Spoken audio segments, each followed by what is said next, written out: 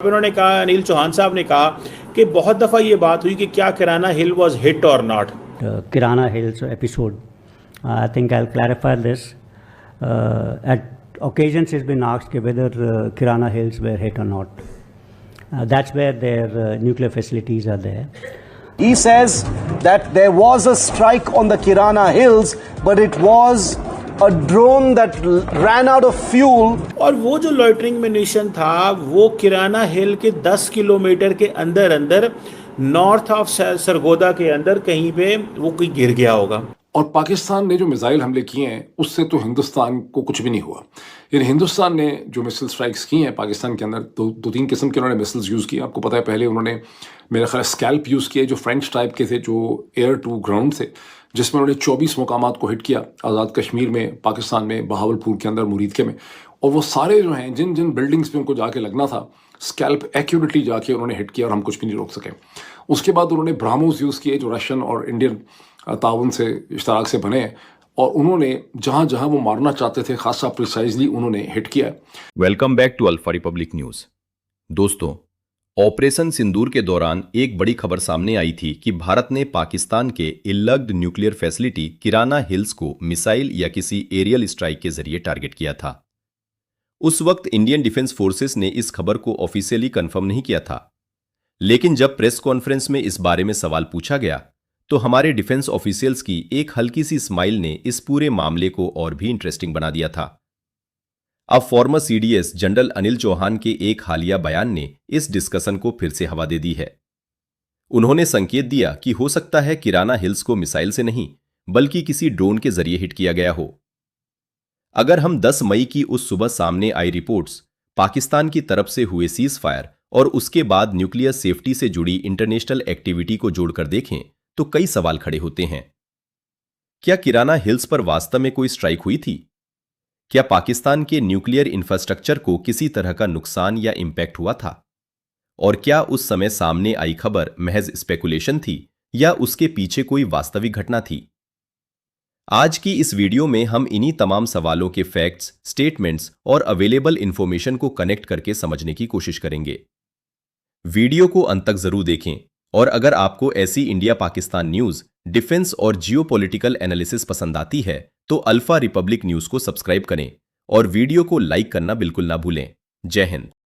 अगर भारतीय नेवी के 20 जहाज कराची के इर्द गिर्द आके खड़े हो जाएं, हाँ, तो पाकिस्तानी नेवी जो है वो हिलने की हिम्मत नहीं करेगी. तो वो कह रहे हैं कि हो सकता है कि जनाब it has hit one of those hills, शायद ये किराना हिल्स पे इस सिचुएशन में हिट कर गया हो. ये फरमाइए कि तुर्की और इजराइल जो है इसकी जो दरमियान डू यू सी एनी गर्म जंग नजर आती है आपको जो शाम में कर रहा है इजराइल? इसमें मैंने आपको बताया कि इन्होंने ड्रोन्स भी जो है वो डिप्लॉय किए हैं, बाज बटालियन अपने 11 कॉप्स को दी हैं. ये चेक भी करना चाहते हैं कि मक्का डिफेंस एग्रीमेंट के बाद पीछे क्या रह गया है. आपके घर के अंदर उन्होंने हमला किया है और पाकिस्तान में आप कहते हैं हमने बात. मोदी साहब कामयाब है भाई, वो 100% कामयाब है. ही इज 200% सक्सेसफुल, याद रखें. मैं जनरल साहब की एक उन्होंने जो इंटरव्यू दिया है या इन्होंने टॉक दी है, तो उन्होंने कहा है जनाब के इंडिया का, वो कह रहे हैं कि जी क्या इंडिया ने पाकिस्तान की न्यूक्लियर साइट पे हमला किया? That's a first question. Second question, आज तक इस बात के ऊपर बात नहीं हुई. थर्ड ये है कि अभी बात कर रहे हैं. मिसाल के तौर पे उन्होंने कहा, अनिल चौहान साहब ने कहा कि बहुत दफ़ा ये बात हुई कि क्या किराना हिल वाज हिट और नॉट. ठीक है जनाब, पाकिस्तान की न्यूक्लियर फैसिलिटीज़ है मिसाल के तौर पे. तो उन्होंने कहा कि होता ये है कि हम बहुत सारा लॉइटरिंग म्यूनिशन भेज देते हैं. सरगोदा में भी गया और बहुत सारी जगहों पे वो गया होगा लॉइटरिंग म्यूनिशन, क्योंकि इंडिया को तो पाकिस्तान के शहर शहर का पता है. ये सरगोदा है, ये फालिया है, ये मंडी बॉलदीन है, ये गुजरात है, यहाँ पे ये करना है, यहाँ पे ये है, यहाँ पे ये. तो उन्होंने क्या कहते हैं कि हमने क्या किया कि हमने लॉइटरिंग म्यूनिशन भेजा हुआ था, और वो जो लॉइटरिंग म्यूनिशन था वो किराना हिल के 10 किलोमीटर के अंदर अंदर नॉर्थ ऑफ सरगोदा के अंदर कहीं पे वो कोई गिर गया होगा. तो होता ये है कि जो लॉइटरिंग म्यूनिशन होता है वो रेडार्स ढूंढ रहा होता है. So they send the loitering munition. जब आप रेडार जब वो पिक करता है उस लॉइटरिंग म्यूनिशन को, तो वो उसको हमला करता है, उसको नीचे गिराना चाहता है. जब वो उसको नीचे गिराते हैं तो वो जो होता है लॉइटरिंग म्यूनिशन वो पीछे वापस इंडियंस को पैगाम देगा कि जी यहाँ पे इनका पड़ा हुआ रेडार, यहाँ पे इनका पड़ा हुआ एयर डिफेंस सिस्टम, तो लिहाजा इसको हिट कर दो। तो दैट्स हाउ वो कह रहे हैं कि हमने किया। तो वो कह रहे हैं कि तकरीबन 2 घंटे तक समटाइम्स जब उसका फ्यूल ख़त्म हो जाता है या कुछ ऐसी सिचुएशन पैदा हो जाती है तो वो खुद ही गिर जाता है। तो वो कह रहे हैं कि हो सकता है कि जनाब it has hit one of those hills, शायद ये किराना हिल्स पे इस सिचुएशन में हिट कर गया हो। ये that could be one of the reason जो अक्सर लोग कहते हैं। ये इस तरह की बातें हुई। No, this is a question, this is a proposal which he shared. मैंने आपको कल भी कहा था, आज भी मैंने इसकी बात की थी कि India is working to create a stratcom situation जहाँ पे वो नैरेटिव अपने हाथ में रखना चाहते हैं। Boris Johnson explaining India is doing marvellous work, ठीक है। अनिल चौहान साहब is explaining India is doing great work. समझ आ रही है आपको बात की?